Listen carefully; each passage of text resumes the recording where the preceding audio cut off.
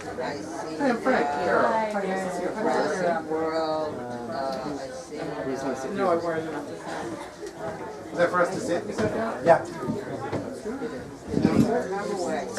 I suggested this too. All right, everybody, we're going to start.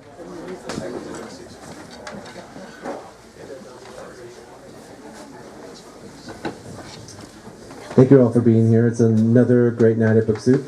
Yay! I love it when we have the big crowds. So thank you all for being here. I know it was with effort, so thank you. We're going to start this evening. I need Jennifer Ramos, who is the promotional director for Book Soup. Jennifer Ramos. Paging, Jennifer.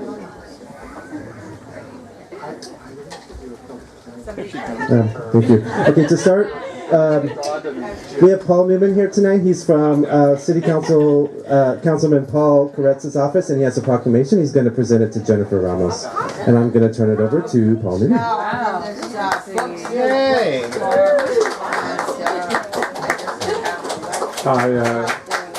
As I said, I work for Paul Koretz, who is currently a council member of the City of LA, but he used to be council member and mayor of West Hollywood, representing this area, and then a state assembly member representing this area. He represents the neighboring area now. He couldn't make it here. He was booked solid at community meetings from a long time back. If he was here, he would tell a story about being on Howard Stern and discussing this bookstore. Kind of a crazy story, but that's something I'll spare you. Instead, for better or for worse, I'm going to make a presentation. City certificates, which are those things which seem to be handed out sometimes rather indifferently or frenetically, but they actually are of very different flavors, just like the books and other things in the store. This particular certificate, whether or not it's well written, it has many words in it, but I'm going to not spare you any of them. Even if they cause you pain. So this says Certificate of Appreciation is hereby presented to, City of Los Angeles. Certificate of Appreciation is hereby presented to Book Soup. Happy 40th anniversary. Then it continues on. The City of Los Angeles salutes and celebrates Book Soup, a glorious and gloriously independent bookstore, on the momentous 40th anniversary of its opening in June 1975. Here goes. This store and the books and events within have startled, amazed, moved, challenged, entranced, delighted, enchanted, confronted, inspired, and perhaps occasionally seduced countless patrons, and in the process changed and brightened hearts, minds, and lives. The city furthermore honors all the writers, reciters, declaimers, photographers, artists, singers, musicians, signers, readers, students, ranters, viewers, listeners, browsers, and searchers, and also, of course, the tremendously heroic and helpful workers who for generations past and generations to come have made Book Soup an utterly essential centerpiece of Southern California's capacity to live, love, learn, reason, share, and read. Through steadfast ways and caring deeds, Book Soup has made the greater Los Angeles area a better place in which to live. Dated today, Paul Koretz signing.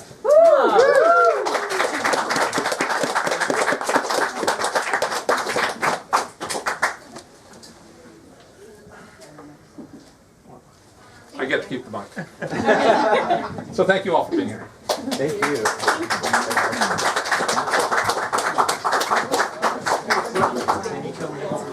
Okay, Jim, maybe you can help me. I'm not exactly certain how it started, but years ago we used to do a program here where we would have authors come into the store and they would read from celebrity memoirs. It was actually at the bistro. We used to have the bistro next door, so it was something that they used to do at the Book Soup Bistro.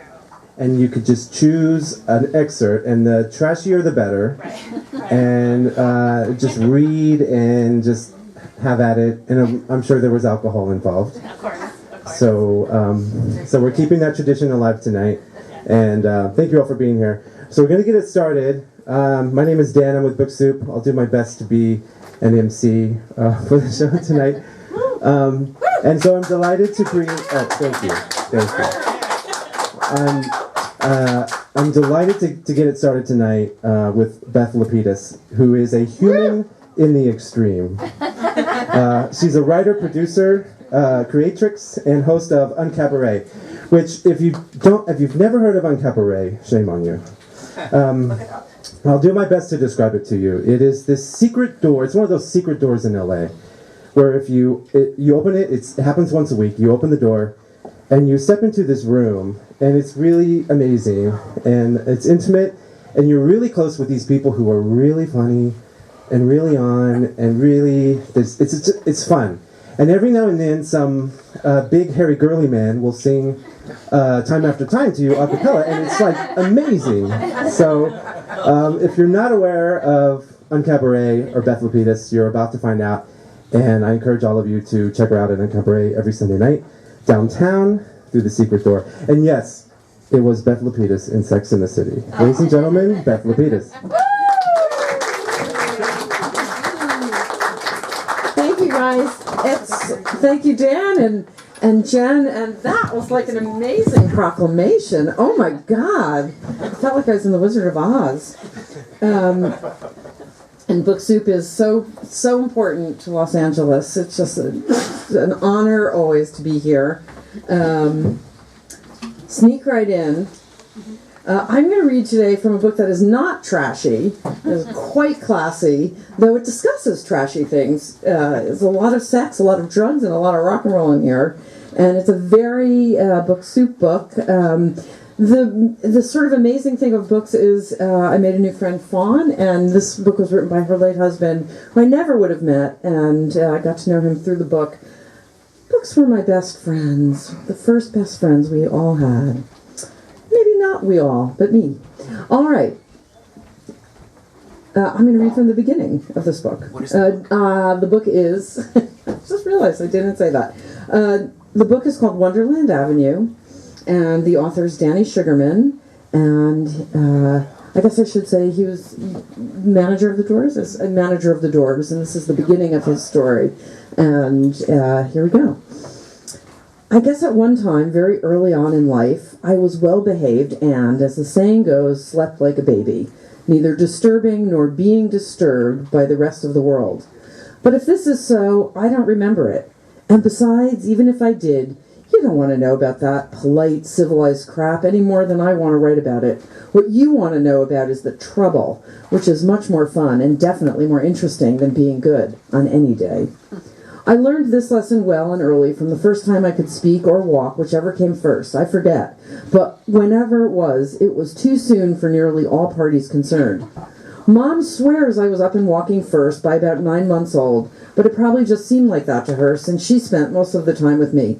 Dad insists I learn to talk first and haven't shut up since. But I think it just seems like that to him too, since it's always seemed to me he's overly sensitive in that particular area. But we all tend to exaggerate personal tragedies.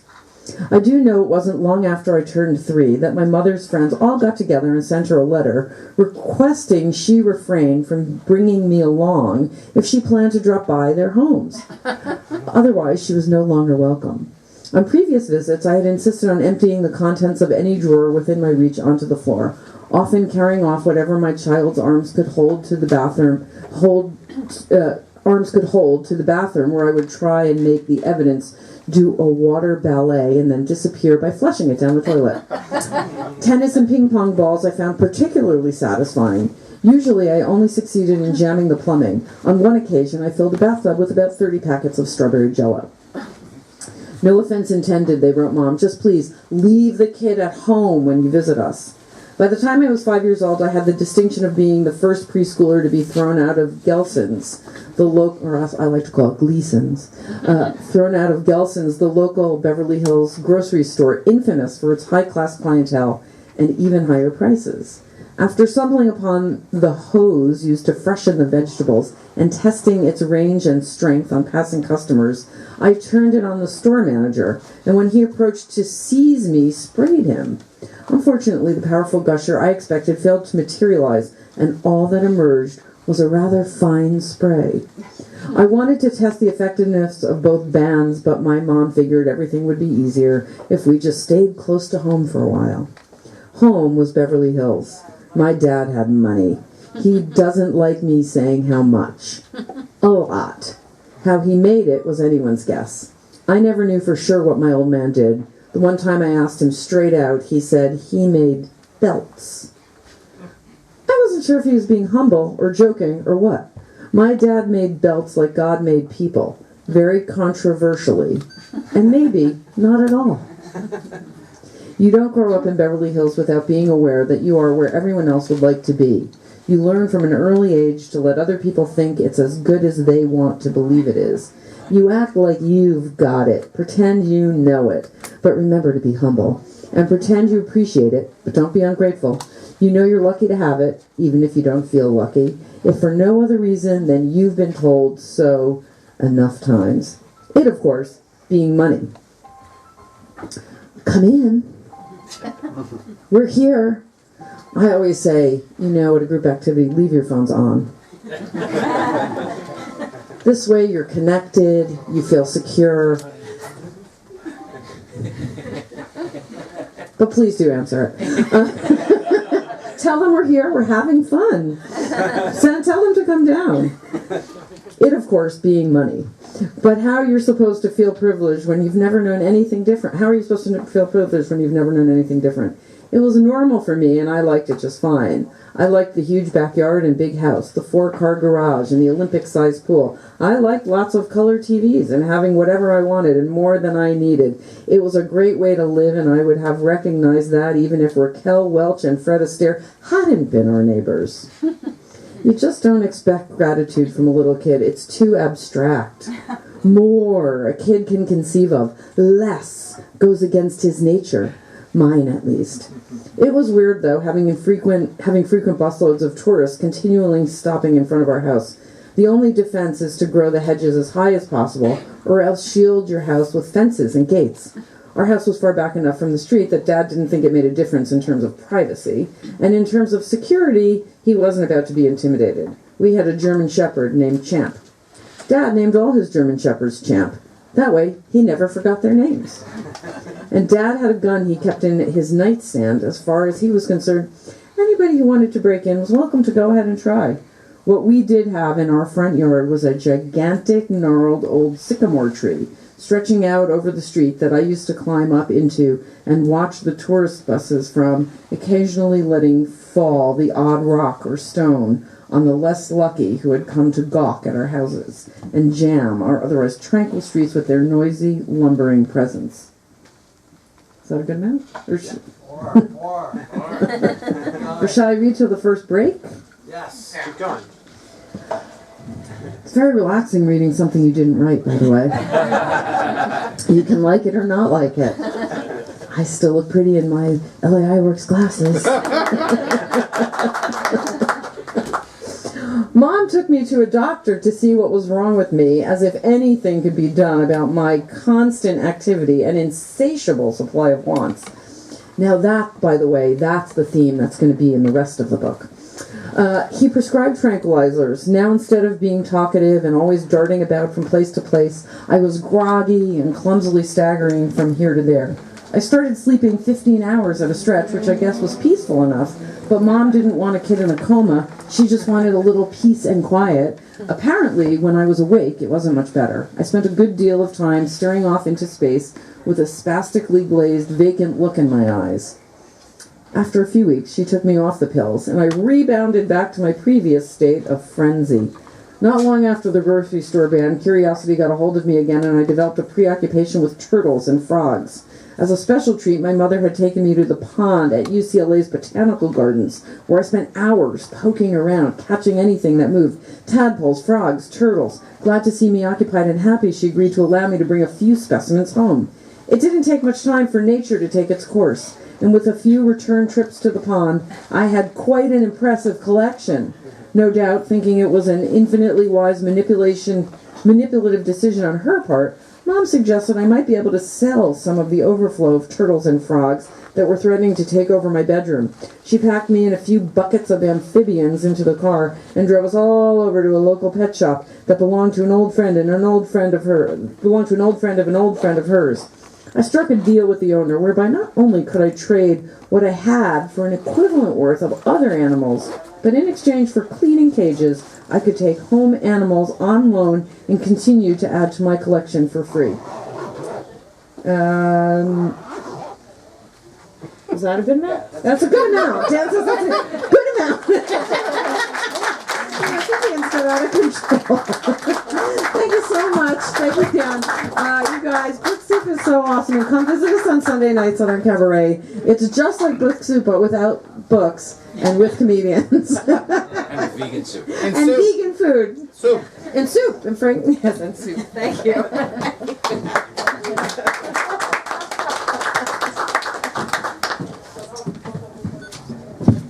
I want to add to that. Wonderland Avenue is a book that is not widely available, but you can get it at Book Soup. Thanks to Fawn. Thank you so much. Okay, next up we have Pam Ward. Pam Ward is a UCLA graduate and a recipient of a California Arts Council Fellow in Literature and New Letters Literacy Award winner. She has had her poetry published in Scream When You Burn, Grand Passion, Catch the Fire, and the newly released Voices from Leimert Park. Pam operates her own graphic design studio, Ward Graphics, as well as runs her own publishing house, Short Dress Press. That's a lot. That'll keep a person busy. She signed here in February for her novels Want Some and Get Some. Both of those books are available this evening. And I believe she's reading from a Duke Ellington biography. Is that correct? All right, ladies and gentlemen, please welcome Pam Ward.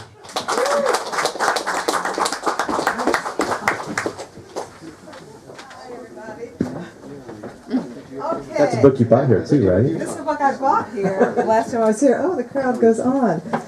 Okay, before I start with Ellington, I have to say first that, and this is the book here that I bought. Duke was a crazy guy, and my aunt had this torrid affair with him for years. Oh, hi, Elle. And so, anyway, a lot of people think that Duke Ellington wrote all of his songs, but he actually collaborated with a gentleman named Billy Strayhorn, who was gay, and he kept in the background. Actually, Billy preferred it that way. And he wrote, Satin Doll and A-Train and Mood Indigo and a lot of his classics. But I wanted to talk about, Strayhorn called Ellington the monster, and Ellington called him Sweet Pea. So that tells you something right there. So this is Ellington talking now. The guy went through a lot of shit in his life, from his father right down through school, the kids calling him a sissy, He kept it all in, put on a big front, everything was fine, nothing bothered him. Then he sat down and wrote all that music with all that emotion, and all his feelings came out in that music. That's what made his stuff so incredible and so different from Duke's. It was the great music, like Duke was, but it was full of those dark feelings. He had a different aesthetic than Duke. Duke used to check into a hotel and get 6 rooms with 6 different girls in it, and then he would just frequent all the rooms through the night. My aunt had so many three-ways with him and women and men, and it was just incredible. There used to be this club called the Dunbar Hotel in downtown Los Angeles, and the bartender of the Dunbar Hotel was this gay guy that had a house over in this area called West Adams, Arlington Heights. And he had an after-hours club called Brothers. And Brothers was run by the bartender that worked at the Dunbar Hotel, who would close that at 12 because LA had a curfew. I think it was 2. And then he'd run over, and they'd run that club till, dawn. And so Strayhorn hung out there with Lena Horne, who was in love with him. And Billy obviously, didn't care. But he was really good friends with Lena Horne and Dorothy Dandridge. And there's an article in Look magazine that came out about Ellington, and it said, in 1957, Ellington was profiled in Look.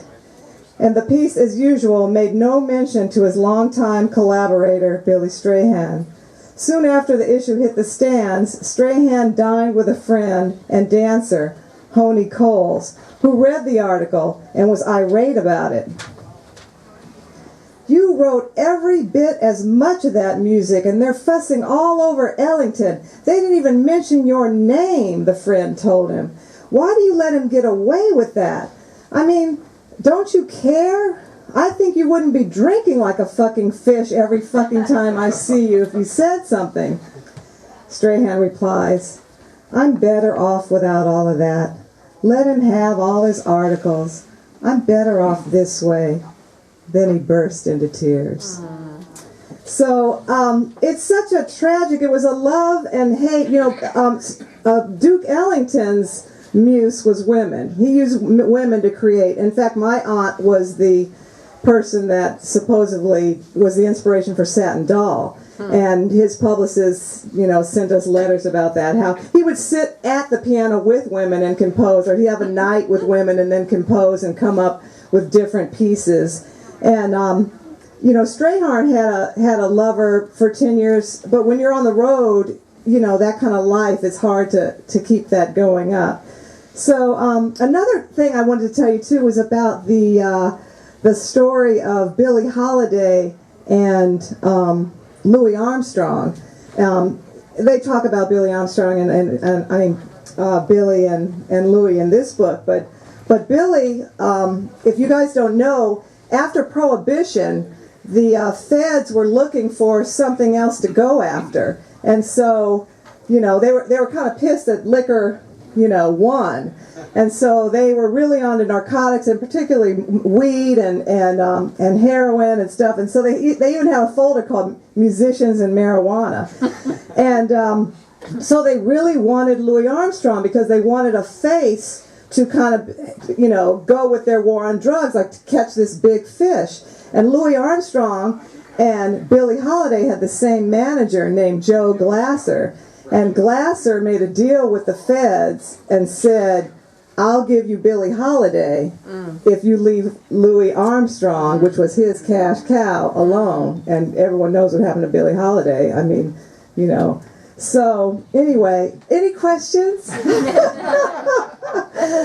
Okay, I don't want to take up too much time. I just want to say thank you for coming. You've got to get these Hollywood books in here. The stories are really great.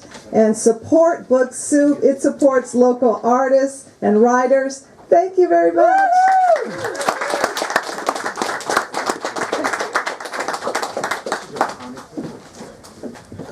Thank you, Pam.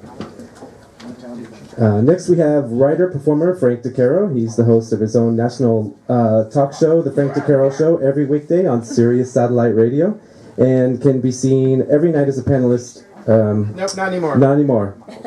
Okay. For nearly 7 years, he co-wrote and hosted the popular Out of the Movie segments on the Emmy Award-winning The Daily Show with Jon Stewart on Comedy Central. That part's true. The New York Times declared his campy and often catty film reviews are among the funniest thing on television. That's also true. A much sought-after pop culture pundit, he has appeared on numerous programs, including TV Land's Tickled Pink, Logo's kickoff program, The Evolution, will be televised, CNN's Showbiz Tonight, NBC's Dateline, VH1's The List with Ashton Kutcher, and E! Entertainment News television programs. He's the author of the Dead Celebrity Cookbook, which we have here this evening, and the Dead Celebrity Cookbook, Christmas in Tinseltown. Ladies and gentlemen, please welcome Frank DeCaro. Hello. Hi. I love this bookstore. I do. The only thing that's a problem is last time I was here, I was doing a reading, and I was shopping while I was reading. There was something off to my left that I was like, if someone takes... It was called Hammer Glamour, and it was the women of Hammer Films as a calendar. And I was like, if there's one left, and if someone takes it, I'm going to spit while I'm reading. But I got it, and it was a good year, too. It was so, yay for Christopher Lee and all those babylicious babes of Hammer. So I do host a radio show, which means I talk a lot, and I enjoy talking. But you look for someone whose books you read and really... someone you can truly identify with, and I found that in this book. It's the second memoir from Candy Spelling. Candy and I have a lot in common. We really do, which, as you'll see, and it's not just a gift wrapping room. So we do.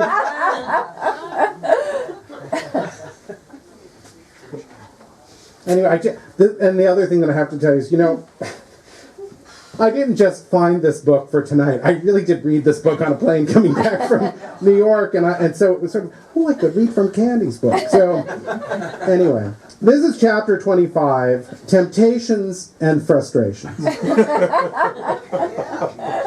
Irma Bombeck really captured my attitude about food when she wrote, I just clipped 2 articles from a current magazine. One is a diet guaranteed to drop 5 pounds off my body in a weekend.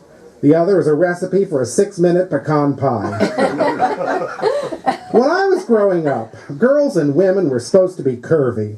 Marilyn Monroe, Elizabeth Taylor, Anne Margaret, and Sandra Dee were all curvy. The movie magazines were filled with these voluptuous goddesses. But if I saw the slightest little bit of what we called curves on my body, I thought they were fat bulges.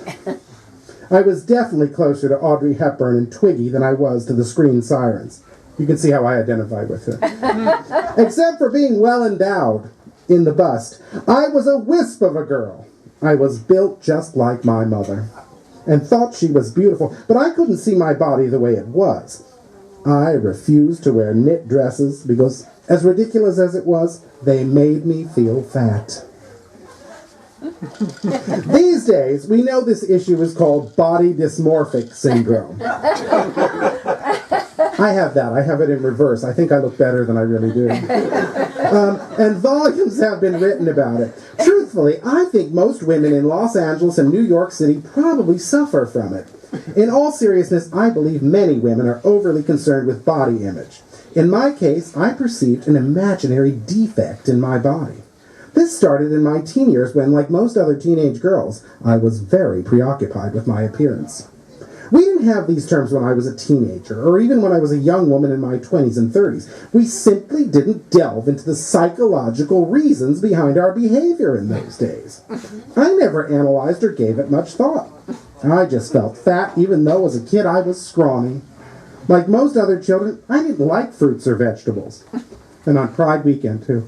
I was a picky eater, but I'd never met a carbohydrate I didn't like. Back then, we also didn't refer to carbohydrates as carbohydrates. French fries were French fries, and bread was bread. And this is where it becomes my story, because this is what happened to me. I think my emotional eating can be traced back to when I was 13 and had a tonsillectomy. My mother said when I came home from my tonsillectomy, I started eating and never stopped. It's true, but that's apparently happened to her too. So my throat was so sore, I refused to eat much of anything for about 3 weeks. I remember I was very dramatic about the whole thing. I lay there in bed, surrounded by movie magazines, turning away anything and everything my mother offered me. Even once my tonsils were out, I swore I would never eat again. I was a regular Sarah Bernhardt. About 3 weeks after the operation, when my throat was healed, the pendulum swung the other way, and I ate everything in sight. I was binging on carbohydrates. Obviously, I was using the food as a coping mechanism. First, I deprived myself to feel more in control, and then I was out of control and eating everything. Lucky for me, I had a fast metabolism. Regardless of what I ate, it didn't affect my weight. I weighed in at 97 pounds when I married Aaron. I normally weighed 100, but I was living in New York and modeling, and I also didn't have my mother's delicious cooking or a pantry full of goodies. Even though I was modeling, I still didn't feel good about my body. I always thought eating for two when you're pregnant was an old wives' tale when I got pregnant with Tori. I had terrible cravings for salt, and every day I returned to my high school haunt, Dolores' Drive-In on Wilshire and La Cienega. I would park the car and then go in and order a JJ Burger, which was 2 hamburger patties with 2 pieces of bun. 3 pieces of bun, shredded lettuce, tomato, and pickles. It was slathered with what they called Z sauce, which was like tartar sauce. I ordered mine with ketchup and mayonnaise and asked for an order of Suzy Q's on the side. The Suzy Q's were the original curly fries you see at burger places today. I washed my whole pregnancy meal down with a Coca-Cola. The most incredible thing was that I didn't gain my first pound until I was in my 2nd trimester. Once Tori was born, I got even thinner. Thinner than I'd ever been before. And after Randy was born, I was back in my pre-pregnancy clothes just a couple of months later. Aaron always thought I looked terrific, but I still couldn't see how I really looked. Now, when I got into my 40s, I began to gain weight just like most women tend to do. I identify with that, too. That was the first time I had to start watching what I ate. The weight gain wasn't that big of an issue because I wasn't eating emotionally the way I had when I had my tonsils removed at 13. This is where it gets sad. It was when Aaron was diagnosed with prostate cancer that it was clear I was turning to food for comfort. I chose to ignore it and bury my head in the sand, but unhealthy patterns in my eating were developing. I had this terrible habit of eating late, just about an hour before I went to bed. It's awful for your digestion. Unfortunately, I learned it from my mother and passed it along to my son. She's saying he's fat, by the way. I think that's what it means. Anyway, when I was younger, it didn't matter because it was just my routine, and it didn't bother me because I didn't gain any weight. Well, once Aaron was diagnosed with cancer, eating before I went to bed became almost an obsession. I was stuffing my feelings with food. Aaron wasn't feeling well and wasn't getting up or getting out, and we weren't having people over.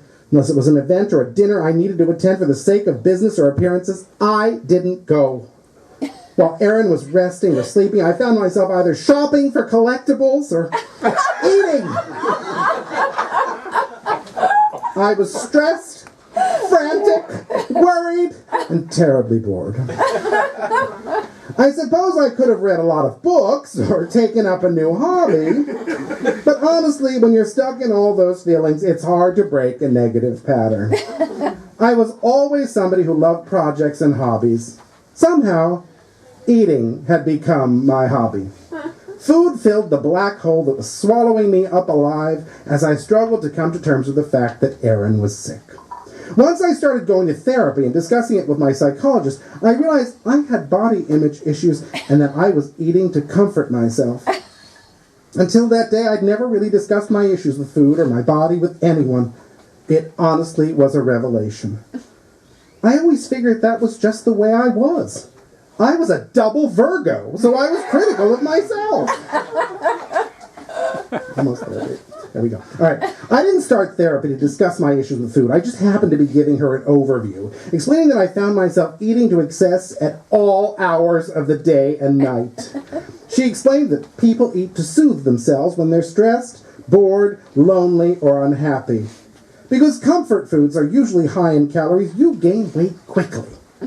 I was eating bread with butter, entire bags of Pepperidge Farm goldfish or Cheez-It crackers, and sandwiches piled high with salami. I had new things all the time. Then Randy introduced me to chicken wings, and I found out you could get those delivered with pizza. So that became my thing for a while. My therapist and I talked about eating as a way to fill an emotional hole that I had in my soul. The hole wasn't just about Aaron's illness. It was much older than that. It went way back to my childhood and the ways in which I was programmed to be perfect.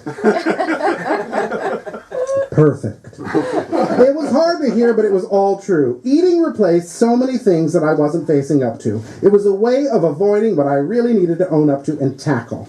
I suppose it was another way of compartmentalizing. I gained quite a bit of weight. It was so frustrating because eating was the only thing that made me feel happy and satisfied. At least it was in that moment. It's getting poignant now, isn't it? Afterwards, I always felt terrible about myself. I wish I could have shared my feelings with my girlfriends, but I didn't want to sound like I was complaining. I always just wasn't at all comfortable sharing those sorts of personal issues, even with people I was close to. Thinking back on it, it makes me sad. It was no coincidence that my issues with food flared at the time Aaron got sick. I felt so out of control, not just with food and my weight, but with so many other aspects of my life.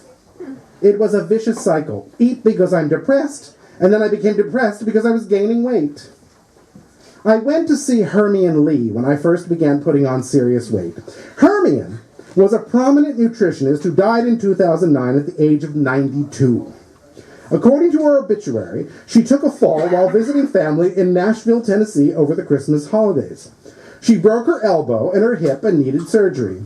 It was after her operation that she had a heart attack. It was sad, but still she made it to 92. Her health regimen must have been a good one.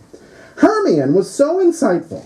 She completely understood what I was going through. She knew all about the psychological reasons for an attachment to overeating. The first round of sessions with Hermione worked for me. She worked out a nutrition plan for me and held me accountable when it came to sticking to it. I listened to her, followed the regimens, and lost the weight. then I gained it right back. I went back to see Hermione, and this time she passed along some tricks that she used when she was very heavy.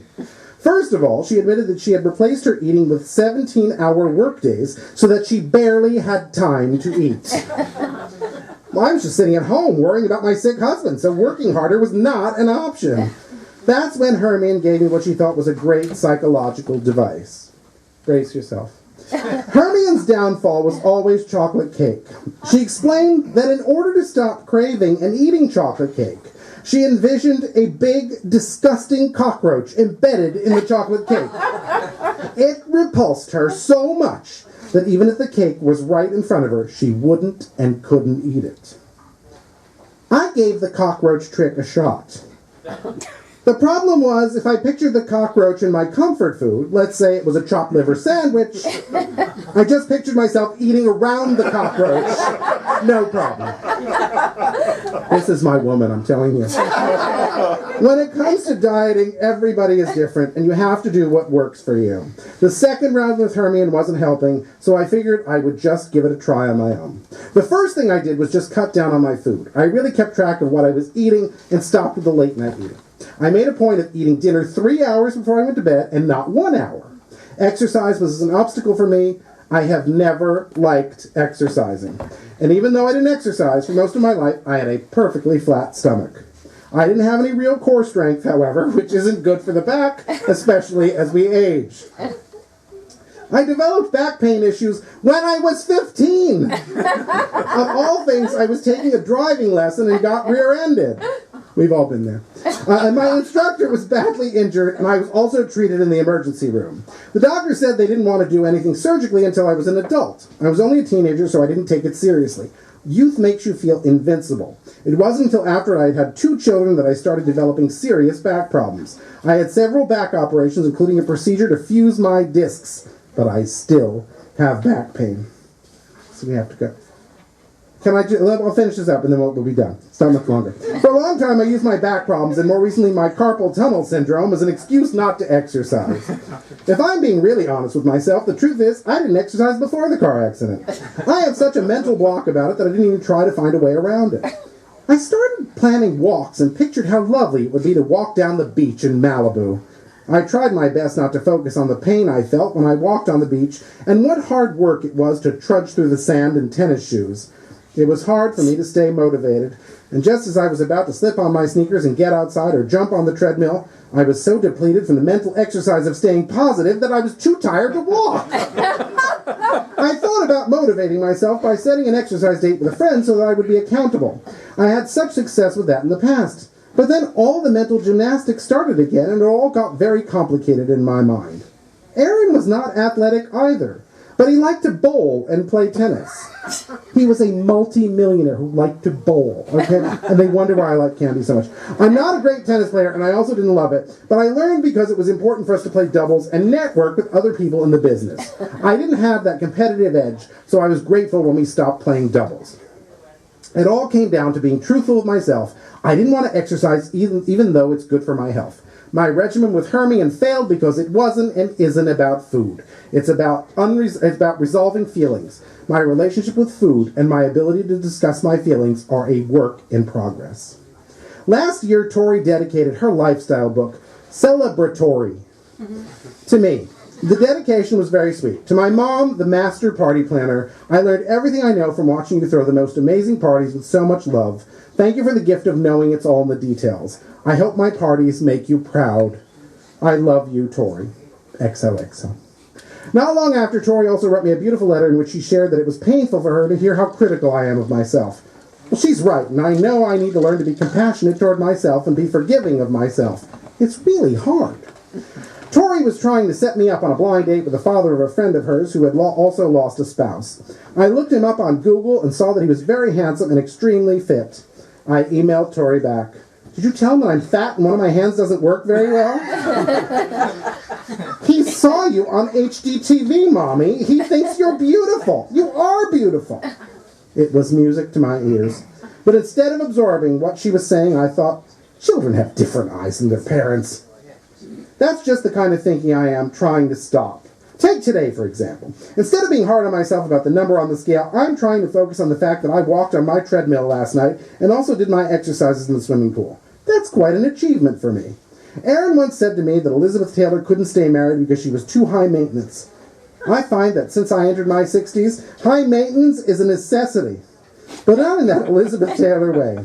They call these years the golden years, and yet so far, there is nothing golden about them. So, anyway,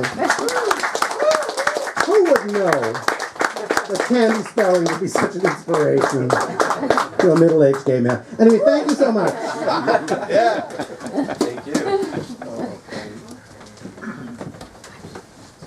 Okay, next we have Tony DeShane. He grew up under the departure flight path of San Francisco Airport. He currently splits his time between San Francisco and Los Angeles. After he read Hunger by Knut Hamsun, he knew his calling as a writer. His obsession for music and DJing began by making mixtapes for girls that he liked when he was a Jehovah's Witness teenager.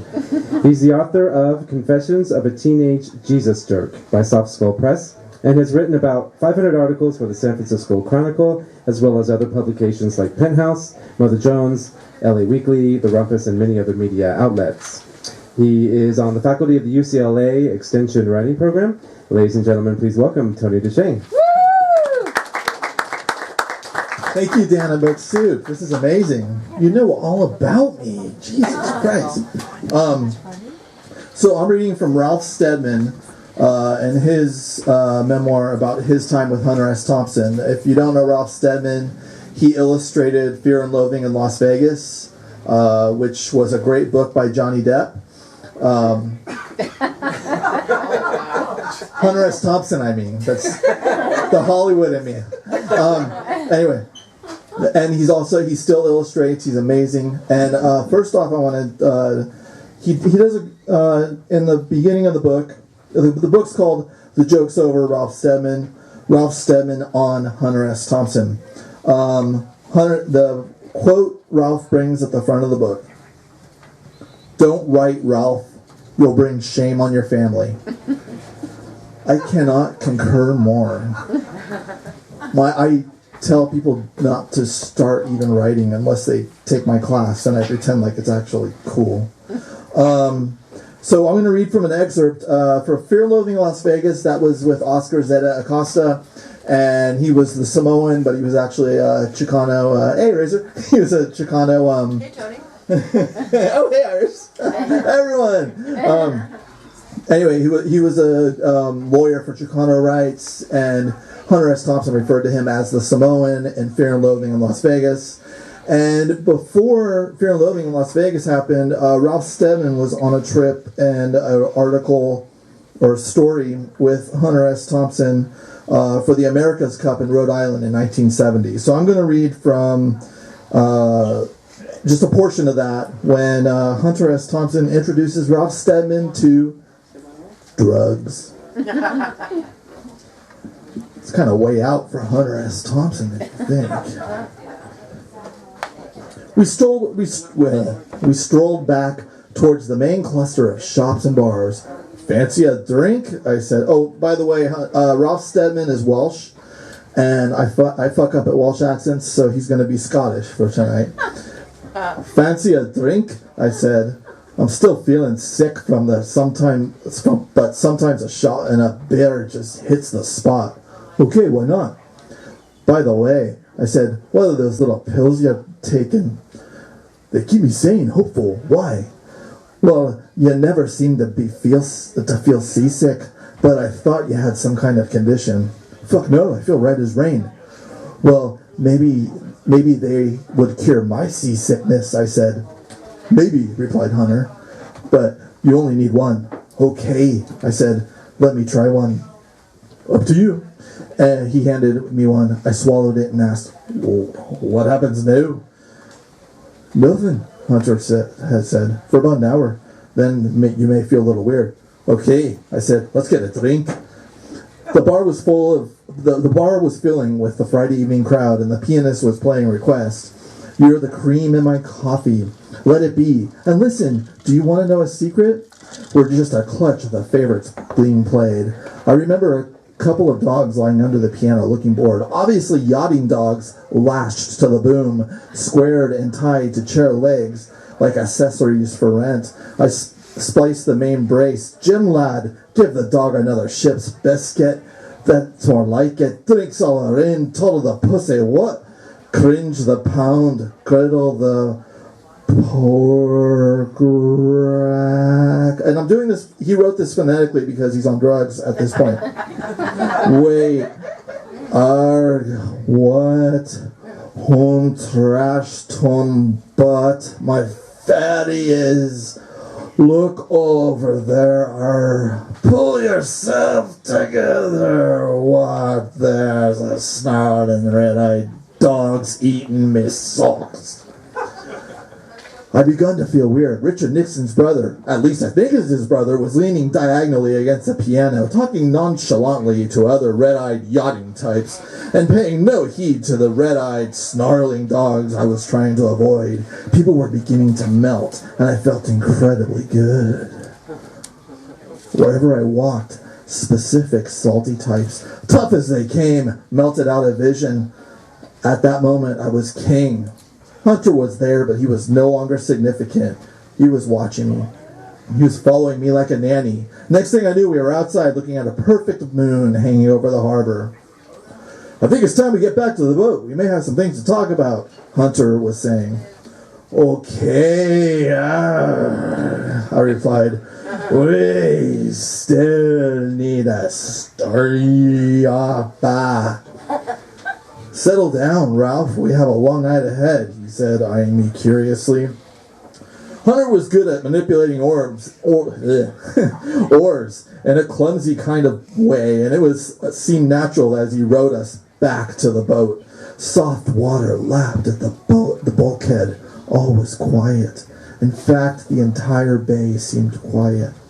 The intense moon pierced the sea with shards of light that were beginning to play strange tricks on my eyes, and my senses seemed unnaturally alert. I was wired in every detail of every surface I looked at. I saw nail heads on the bulkhead which were gleaming from the moon's light. Metal boat fixings shone like beacons, and rigging glowed, looking like electronified wires that were on fire. Every touch on every surface felt like the skin of a dinosaur. My senses had been warped through 90 degrees. As I looked along the deck, I thought what I was seeing was a plunging cliff face. Hunter steadied me and seemed to be saying, "Keep going, Ralph. The cabin's just here." I grabbed an upright, the door frame, and I groped my way inside, but stayed on the floor. "Okay, Ralph," said Hunter. "You're having a rush. It'll pass. Listen to me. You're having a rush. Wait, hold steady. It will pass." I don't remember how long this feeling remained, but gradually I began to realize that I was in some terrible high that was not drunkenness. I knew that my mind had been hijacked and I was on this hideous beast of a ride. What are we gonna do? I couldn't hardly speak, tried to lift myself up to sit on something other than the floor. Hunter was there, but also wasn't there, supporting me in an upright position, and he didn't, but did. I have no idea what we are going to do, but we need a plan or we're fucked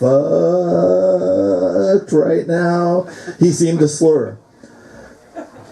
I need some air right now, I said, gripping the door frame and falling outside into the air. I put a finger of my right hand up on the front of my eyes and watched it very specifically turn from a finger to a Statue of Liberty, a ship's bollard, then a finger again. It was at that moment that I knew we were into something I had never known before. This wasn't just pissed. This was another world. I was strange. I put my hand on my forehead and wiped my brow. Jesus! My hair, I still had some then, felt like Hitler's. I was Hitler at that moment, and evil as anything he could ever have wished to be. I was trapped in some heinous plot and grafted itself onto my captured paranoia like a limpet mine. At that moment, I knew I was capable of anything. I was calm. I knew I had something important to do for whatever cause I was here to support. Thanks a lot, Book Soup. 40th anniversary, Dan, Hunter S. Thompson, Ralph Steadman.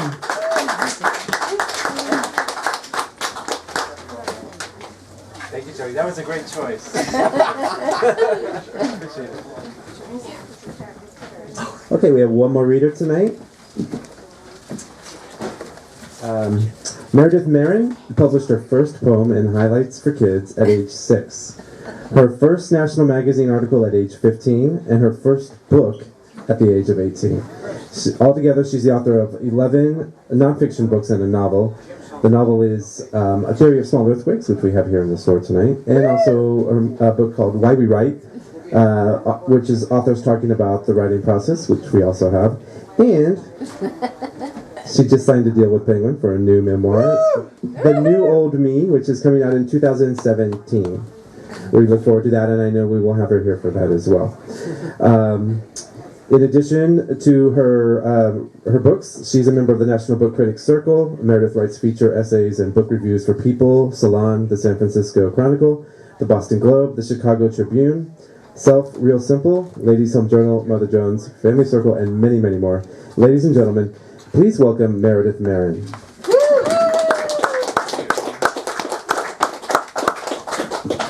Pronounce my name correctly. How's everybody doing? Last read. How many here have heard of Patti Smith? Yes. How many have heard of Robert Mapplethorpe? Me. Yeah. All right, we have a literate crowd here tonight. So this will be a little departure from the comedic tone of the rest of the evening. I am reverent about almost nothing, but I'm reverent about this book, Just Kids by Patti Smith. How many have read it? I'm jealous of those of you who have not read it yet. I've read it several times.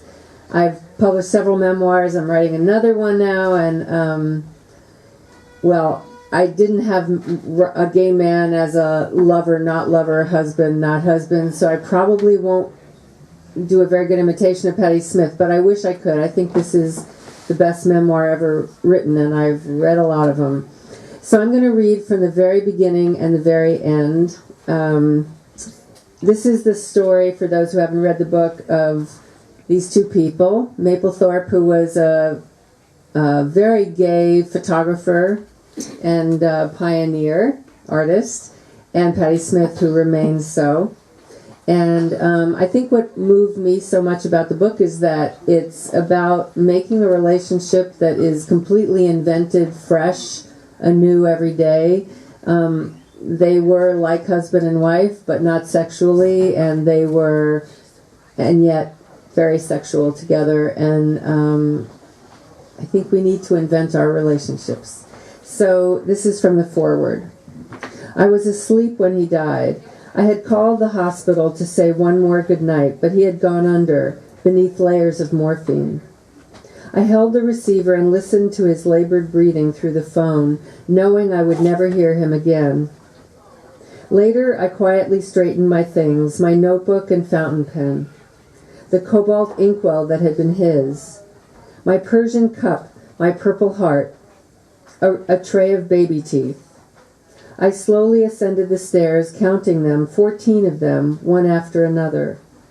I drew the blanket over the baby in her crib, kissed my son as he slept, then lay down beside my husband and said my prayers. He's still alive, I remember whispering. Then I slept. I awoke early, and as I descended the stairs, I knew he was dead. All was still save the sound of the television that had been left on in the night.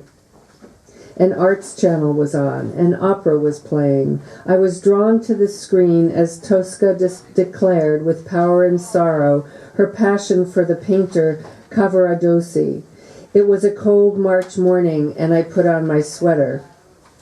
I raised the blinds, and brightness entered the study. I smoothed the heavy linen draping my chair, and chose a book of paintings, opening it to the image of the head of a woman floating in a small sea.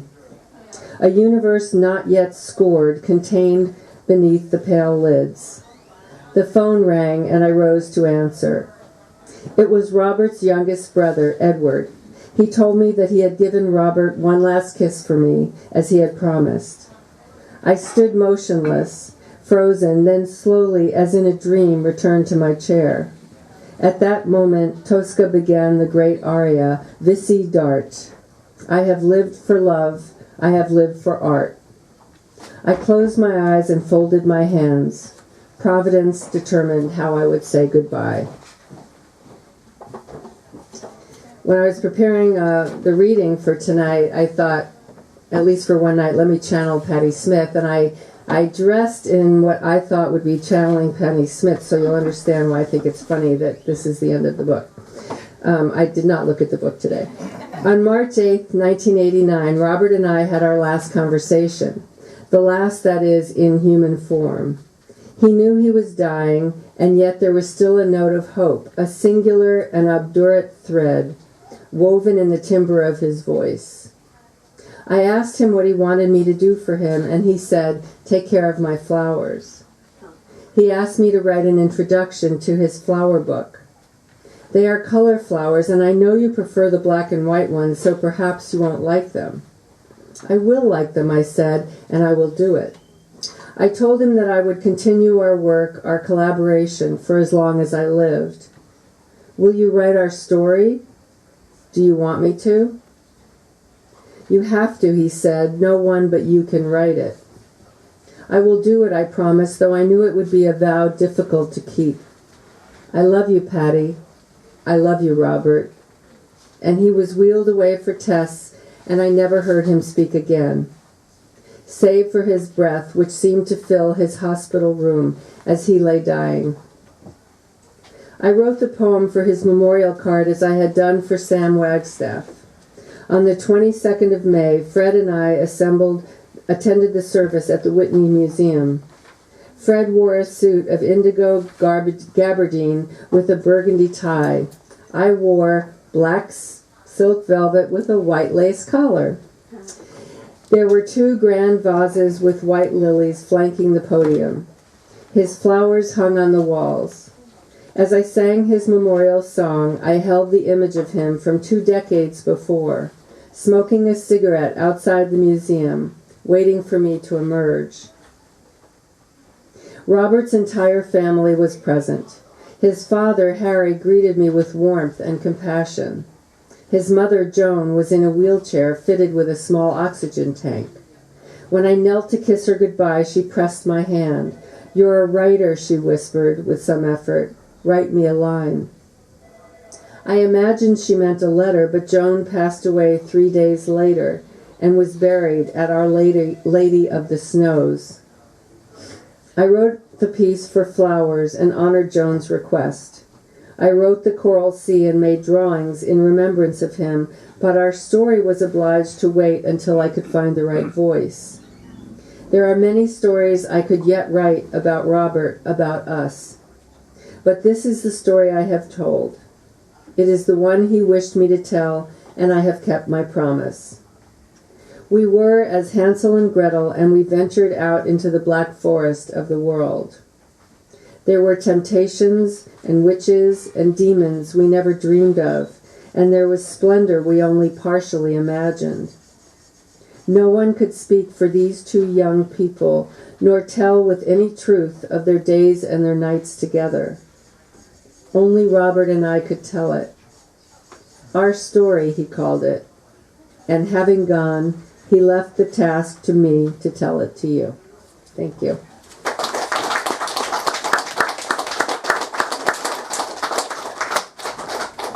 I just want to thank everybody for coming. That is the conclusion of our evening. Thank you so much for coming. Thank you so much to the readers for reading. Thank you so much for just being Book Soup customers and supporting us throughout all the years. our 40 years now. We have cake in the back. Please come and join us for cake. It's a lot of cake. Please come and join us for the cake. And thank you all very much, and thank you again to the readers.